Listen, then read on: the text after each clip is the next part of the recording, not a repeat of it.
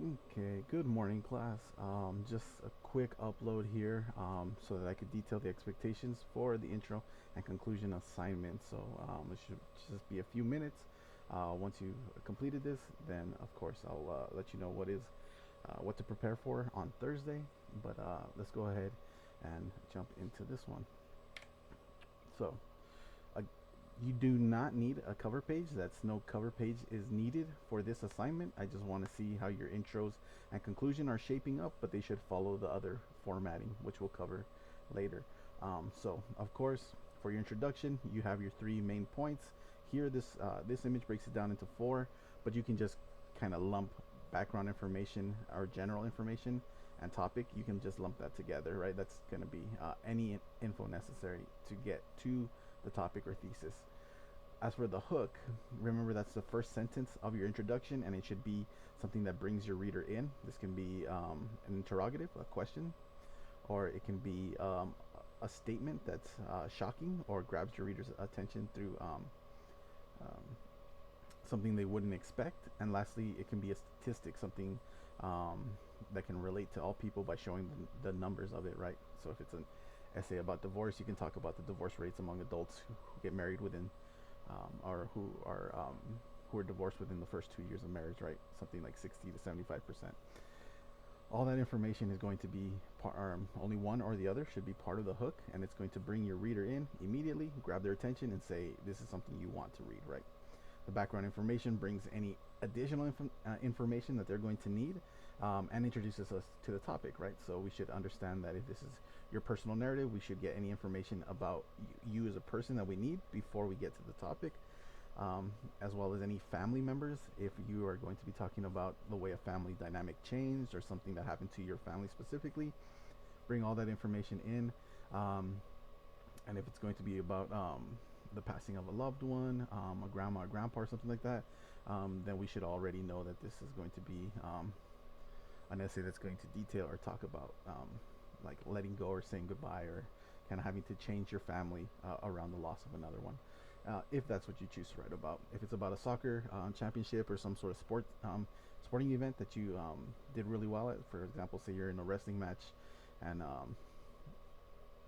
you're the last one to wrestle and your team needs you to win so that they can go up on points and come in first place as a team, then we don't need that information in detail, but you can talk about the sacrifice, digging down deep, or the determination needed to help achieve your team's goal, or kind of like that physical sacrifice of the body to make sure that you can um, help your team win or secure first, right? All that information is good for the general information and topic, and then you get into the details of it within the body paragraph, but we'll cover that on Thursday. Lastly, just a reminder, the thesis is the final and most pivotal sentence of your introduction. It is a single sentence that's going to cover the points that will follow, right? So if it's going to be a personal narrative about like as we had mentioned, a soccer match or a wrestling match that you had won, then talk about the thing you're going to bring up a little bit of the background information um, prior to it, but when you get to the thesis, you're going to say, right, having always played soccer or been in competitive soccer since I was little, I learned uh, kind of like all the fundamentals and excelled at the sport, right? That's talking about how you were good at it. Then the second point is going to be um, talking about the event itself. However, when it came to the division championship, um,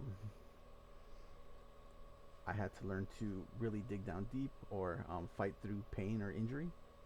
And then the last one is going to be this taught me to be more responsible, which ultimately taught me to be more responsible and selfless in order to help my team win. Right? Those are your 3 points that you can put in a thesis and then you'll expand into your introduction. But for the most part, you just want to have a functional thesis, something that's as close to as completed as possible.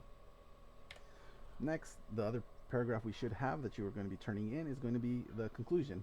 As you can see, this is almost an inverse of the same ideas in different order. So you only need to return to the topic if you feel you have strayed from it. So for the purpose of this, since we don't have body paragraphs, we don't really need the return. But you should always have the restated thesis, right? This is going to say what your thesis just said, but you're going to use new language to cover that information. And you should be making sure that you cover those three main points that we used in the thesis again. Um, but don't just copy and paste. Try to say it in a new way. Now, the summary of your main points is going to include all the events that are going to be part of your essay, including those things that we talked about, right? The background in soccer, right? Developing the fundamentals, and then you can talk about after that the division championship or the championship match that you were in, and then again you'll talk about the change in the fundamental change to yourself, meaning the learning to sacrifice and dig down deep or whatever it is. Um, but after that, once you've summarized your main points, you want to get into some significance, or what is often called the concluding statement, right? This is the final sentence that leaves something for your reader to consider, right? When they put your paper down, they should have a thought, something that they can relate to their own experiences, right? So if you're talking about the change of having to be selfless and or to be very gritty, right? To dig down deep when you think you have nothing left, then this could be a sentence that you then offer to your reader, right? Um, Many challenges that we face are going to come along, and it's easy to say, well, this opportunity or this thing isn't for me. But um, with a little bit of hard work and effort, then you too could succeed at something. It's just a matter of being committed to it, right? So that's a little bit of a significant, a little cheesy, but it's that concluding statement that's going to offer or maybe even challenge your reader to consider something or do something or think about something in a new way. Okay. So lastly, we're going to cover the format. You are not going to need a cover page, as I stated. However, the intro and conclusion should be submitted as a Word document. Do not just type your entry into the entry box. It should be a separate document, so that way I could provide comments and feedback on that document for you to review. Next, make sure that it's in 12-point Times New Roman font. It should be double spaced still, with excessive spacing or additional spacing removed. 1-inch margins, and the first line should be properly indented, meaning that it should be tabbed over to a 1/2-inch mark, the first line of both your intro and the first line of your conclusion. So make sure those are there. Any failure to meet the format will then result in points lost. This assignment is going to be due by Friday before midnight, so you have the rest of this week until Friday if you need to submit it. The sooner you get in, submit it, then the sooner I can provide you feedback. But for sure, any of those that are submitted on Friday will receive feedback over the weekend, and it's worth a total of 10 points. It's your weekly assignment, not one of your major assignments, but it's going to be leading to that major assignment. So if you have any questions, comments, or concerns about this, there's something you're still not sure about, then please do reach out to me. All right, so again, pretty straightforward, pretty simple. We're just going to cover these things, and then I'll let you all get started on it. All right, thank you. Have a great day, class.